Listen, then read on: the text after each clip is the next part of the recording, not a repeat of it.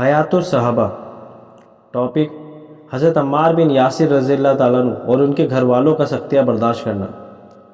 حضرت جابر رضی اللہ عنہ فرماتے ہیں کہ حضرت عمار اور ان کے گھر والوں کو بہت زیادہ تکلیفیں دی جا رہی تھی کہ ان کے پاس سے حضور صلی اللہ علیہ وسلم کا گزر ہوا۔ آپ نے فرمایا، اے آل عمار رضی اللہ تعالیٰ عنہ، اے آل یاسر رضی اللہ تعالیٰ عنہ، خوشخبری سنو، تم سے وعدہ ہے کہ ان تکلیفوں کے بدلے میں تم کو جنت ملے گی۔ حضرت عمار رضی اللہ عنہ فرماتے ہیں کہ میں حضور صلی اللہ علیہ وسلم کے ساتھ مکہ کی پتھریلی زمین بطحا پر چل رہا تھا۔ میں نے دیکھا کہ حضرت عمار رضی اللہ تعالیٰ عنہ اور ان کے باپ اور ان کی ماں تینوں کو دھوپ میں ڈال کر سزا دی جا رہی ہے تاکہ وہ اسلام سے پھر جائیں۔ حضرت عمار رضی اللہ تعالیٰ عنہ کے باپ نے کہا، اے اللہ کے رسول صلی اللہ علیہ وسلم، ساری عمر ایسا ہی ہوتا رہے گا۔ آپ نے فرمایا، اے آل یاسر صبر کرو، اے اللہ آل یاسر کی مغفرت فرما، تو نے ان کی مغفرت ضرور کر دی۔ حضرت عبداللہ بن جعفر رضی اللہ عنہ فرماتے ہیں کہ حضرت یاسر اور حضرت عمار کی ماں کے پاس سے حضور صلی اللہ علیہ وسلم کا گزر ہوا۔ ان تینوں کو اللہ کے دین کی وجہ سے تکلیفیں پہنچا رہی تھیں۔ آپ نے ان سے فرمایا، اے آل یاسر صبر کرو، اے آل یاسر صبر کرو، کیونکہ تم سے وعدہ کیا گیا ہے کہ تم کو جنت ملے گی۔ ابن قلبی کی روایت یہ ہے کہ ان تینوں کے ساتھ عبداللہ بن یاسر تھے اور ملعون ابو جہل نے حضرت سمیہ کی شرمگاہ میں نیزہ مارا جس سے وہ شہید ہو گئے۔ حضرت یاسر بھی انہی تکلیفوں میں انتقال فرمائے اور حضرت عبداللہ کو بھی تیر مارا گیا جس سے وہ گر گئے۔ امام احمد کی روایت حضرت مجاہد میں یہ نقل کی گئی ہے کہ اسلام میں شہادت کا درجہ سب سے پہلے عمار رضی اللہ عنہ کی ماں حضرت سمیہ کو ملا، جن کی شرمگاہ میں ابو جہل نے نیزہ مارا تھا۔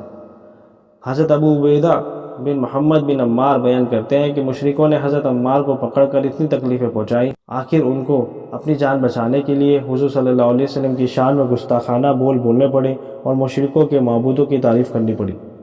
جب وہ حضور صلی اللہ علیہ وسلم کی خدمت میں آئے تو ان سے حضور صلی اللہ علیہ وسلم نے پوچھا، کیا تم پر کیا گزری؟ انہوں نے کہا، اللہ کے رسول صلی اللہ علیہ وسلم، بہت برا ہوا، مجھے اتنی تکلیف پہنچائی گئی کہ آخر مجھے مجبور ہو کر آپ کے سلسلے میں گستاخی کرنی پڑی، ان کے معبودوں کی تعریف کرنی پڑی۔ آپ نے فرمایا، تم اپنے دل کو کیسا پاتے ہو؟ انہوں نے کہا، میں اپنے دل کو ایمان پر مطمئن پاتا ہوں۔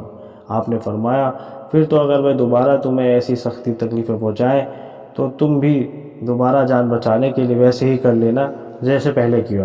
ابو عبید نے حضرت محمد بن عمار سے نقل کیا ہے کہ حضور صلی اللہ علیہ وسلم کی حضرت عمار رضی اللہ عنہ سے ملاقات ہوئی۔ حضرت عمار رو رہے تھے۔ حضور صلی اللہ علیہ وسلم ان کی آنکھوں سے آنسو پوچھنے لگے۔ آپ فرما رہے تھے، کفار نے تم کو پکڑ کر پانی میں اتنے غوطے دیے کہ تم کو فلاں نازیبا اور گستاخی کی باتیں کہنی پڑی۔ جب تمہارا دل مطمئن تھا تو ان باتوں کے کہنے میں کوئی حرج نہیں۔